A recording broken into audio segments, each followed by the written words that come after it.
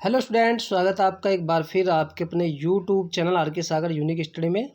तो देखिए स्टूडेंट, आज फिर से है हमारे पास में क्लास 12 की केमिस्ट्री का जो चैप्टर नंबर 2 है, जिसका नाम है वैद्युत, अर्थात आप विद्युत भी कह सकते हैं, विद्युत या वैद्युत रसायन, जिसे इंग्लिश में कहते हैं इलेक्ट्रोकेमिस्ट्री। और ये इस चैप्टर का चौथा वीडियो है। 3 वीडियो अपलोड हो चुके हैं और सभी की प्लेलिस्ट बनी हुई है। अगर आपने वो नहीं देखे हैं तो पहले उन्हें देख लेना, क्योंकि अगर आपने वो नहीं देखे तो बहुत सारी चीज़ें आपको आज की क्लास में समझ में नहीं आएंगी, ठीक है। और चैप्टर नंबर 1 जिसका नाम है विलयन, उसका मैंने जो है सारी की सारी वीडियो बना करके अपलोड कर दी हैं। वीडियो 1 से आप देख करके अपना जो चैप्टर है उसको स्ट्रॉन्ग बना सकते हैं, उसकी तैयारी अच्छे से कर सकते हैं। 42 वीडियो उस प्लेलिस्ट में कुल आपको मिलेंगी, क्लियर। और कंप्लीट वो चैप्टर मैं उसमें करा चुका हूँ। जिसमें बोर्ड में आए हुए जो न्यूमेरिकल हैं वो भी मैंने उसमें सारे कवर कराए हैं। राउल्ट के नियम जो था उसमें वो वाष्प दाब के अवनमन वाला उस पर कराए हैं। द्रव द्रव विलयन का राउल्ट का नियम उस पर भी कराए थे। हिमांक में अवनमन, वाष्प दाब में अपेक्षिक अवनमन, सब में मैंने न्यूमेरिकल करा रखे हैं। प्राशन दाब के जो न्यूमेरिकल बनते हैं वो सब मैंने कराए हैं, जो सब बोर्ड एग्जाम में जहाँ से पूछे जाते हैं।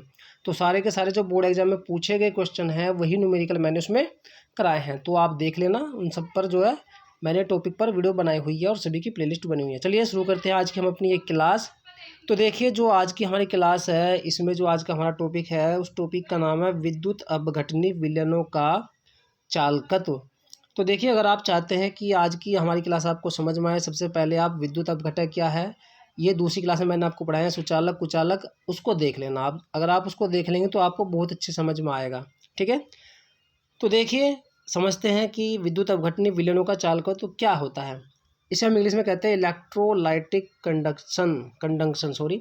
तो सबसे पहले आपको यही पता होना चाहिए कि विद्युत अपघटक क्या होते हैं, जो कि मैंने इससे पहले की वीडियो में कवर कराए थे। हालांकि चलो मैं आपको बता देता हूँ। विद्युत अपघटक हम ऐसे पदार्थ को कहते हैं जिन्हें हम किसी भी विलायक में घोलें और उसमें जा करके वो अपने आयनों में टूट जाता है। जैसे अगर हम नमक की बात करें, नमक को आप अगर जल में घोलते हैं तो नमक, आप जानते हैं नमक Na पॉजिटिव, यानी कि Na के ऊपर कैसा धनावेश, कैसा आवेश आता है, धनावेश, और साथ में क्या क्या देता है वो, Cl नेगेटिव।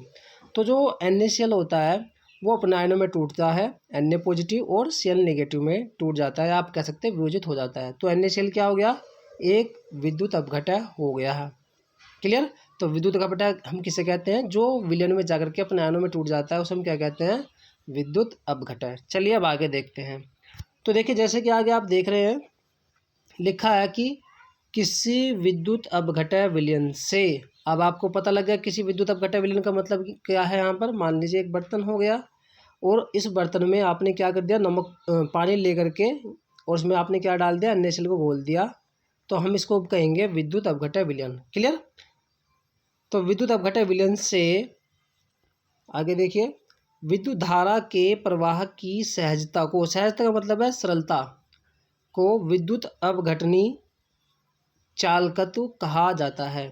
तो किसे कहते हैं, विद्युत अपघटनी विलयनों का चालकत्व, किसी विद्युत अपघटक विलयन से। जैसे मैंने अभी आपको बताया, मान लीजिए ये एक हमारा विद्युत अपघटक विलयन है और इसके द्वारा हम क्या कर रहे हैं, विद्युत धारा का प्रवाह कर रहे हैं, यानी कि विद्युत धारा प्रवाहित कर रहे हैं इसमें से। तो विद्युत धारा के प्रवाह की जो सहजता है उसे हम क्या कहते हैं, विद्युत अपघटनी विलयनों का चालकत्व कहते हैं, क्लियर। तो जितनी सरलता से जो हमारा विद्युत धारा है उसका प्रवाह उस विलयन से हो रहा है, वही क्या कहलाएगा, विद्युत अपघटनी विलयनों का चालकत्व। तो सिंपल शब्दों में आपको क्या समझना है, क्या याद रखना है कि कोई भी विद्युत अपघटक विलयन है और उसके द्वारा विद्युत धारा प्रवाहित करना ही क्या कहलाता है, विद्युत अपघटनी विलयनों का चालकत्व कहलाता है, क्लियर। इतनी बात आपको समझ में आ गई। चलिए आगे देखते हैं, पहले स्क्रीनशॉट ले लीजिए। तो देखिए बच्चों, आगे है हमारा ओम का नियम। हालांकि आपने फिजिक्स में भी पढ़ा होगा ओम का नियम, तो थोड़ा सा मैं आपको यहाँ पर इसकी नॉलेज दे देता हूँ ओम के नियम की, क्लियर। तो अगर आपके फिजिक्स में ये डेफिनेशन आती है एग्जाम में तो आप इसको भी कर सकते हैं, क्लियर। और बिल्कुल सिंपल डेफिनेशन मैंने तैयार की हुई है ओम के नियम की। तो जानते हैं ओम का नियम क्या है, बहुत इंपॉर्टेंट ओम का नियम होता है फिजिक्स में। हालांकि यहाँ पर ये इतना इंपॉर्टेंट नहीं, लेकिन आपको समझना ज़रूरी है, क्योंकि इसका आगे यूज है कई टॉपिक्स में। अगर आपको यहाँ समझ नहीं आया तो फिर वो टॉपिक आपको जो है क्या करेंगे, आपको परेशान कर सकते हैं। तो आइए समझते हैं ओम का नियम, या हम इसे इंग्लिश में क्या कहेंगे, ओम्स लॉ। तो आइए समझते हैं क्या होता है। तो ओम के नियमानुसार किसी चालक का विभवांतर, और आप जानते ही होंगे कि जो विभवांतर है उसको हम किससे दर्शाते हैं, वी से। किसी चालक का विभवांतर, उसमें बहने वाली विद्युत धारा, और विद्युत धारा किसको द्वारा दर्शाते हैं हम, विद्युत धारा को हम दर्शाते हैं आई के द्वारा, के समानुपाती होता है।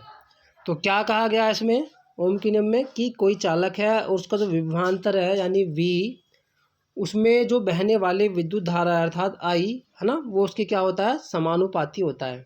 तो हम कह सकते हैं कि वी समानुपाती किसके होगा, आई के, ये जो कि मैंने लिखा है यहाँ पर, तो ये हो जाएगा वी समानुपाती आई। क्लियर। तो वही बात यहाँ पर कही गई है कि किसी चालक का, ये हो गया हमारा विभवांतर, ठीक, उसमें बहने वाली विद्युत धारा के यानी कि आई के क्या होता है, समानुपाती होता है। तो आप यहीं से इसकी डेफिनेशन याद कर सकते हैं। ये जो फॉर्मूला आप देख रहे हैं कि किसी चालक का विभवांतर, उसमें बहने वाली विद्युत धारा अर्थात आई के क्या होता है, समानुपाती। आगे और या आप जानते हैं कि v बराबर क्या हो जाएगा। अब यहाँ पर जैसे हम यहाँ से इस समानुपाती स्थिरांक को हटाते हैं, यहाँ पर एक नियतांक आता है r, क्या आता है, r, ठीक है, और i हमारा है यहाँ पर, तो ये हो जाएगा v बराबर r इंटू आई, यानी r गुना आई। क्लियर। अब यहाँ पर चलिए आगे देखिए, पहले फिर आगे बताता हूँ। और या फिर आप लिख सकते हो r बराबर v अपॉन आई। क्लियर।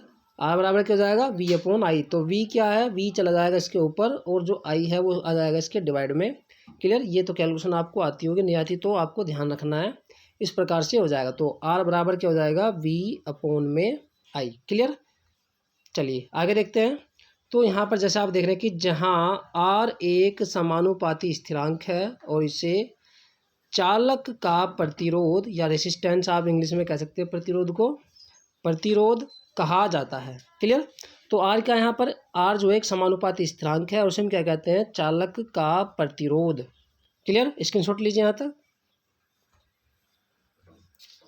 आगे देखिए, इसका मात्रक ओम है जिसे ओमेगा से प्रदर्शित करते हैं। ठीक। तो आपको ये भी पता होना चाहिए कि जो प्रतिरोध होता है, प्रतिरोध का मात्रक क्या होता है, तो प्रतिरोध का मात्रक होता है ओम, और इसे हम दर्शाते हैं किससे, ओमेगा से। ठीक है। ये जो ओमेगा है इसका क्या मतलब है, इसका मतलब होता है ओमेगा। क्लियर।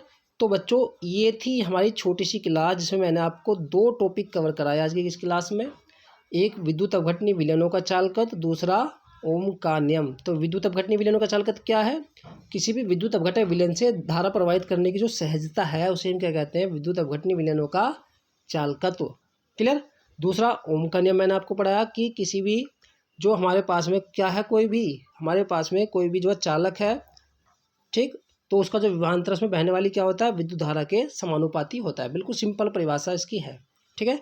तो बच्चों मैं मिलता हूँ आपको नेक्स्ट वीडियो में, जिसमें मैं आपको कुछ नया पढ़ाऊँगा, जैसे कि विशिष्ट प्रतिरोध हो गया, उस वाली क्लास में आपको वो पढ़ा दूंगा मैं। ठीक है। तो बच्चों मिलते हैं हम नेक्स्ट वीडियो में, तब तक के लिए बाय बाय, टेक केयर, पढ़ते रहें और अपना ख्याल रखें।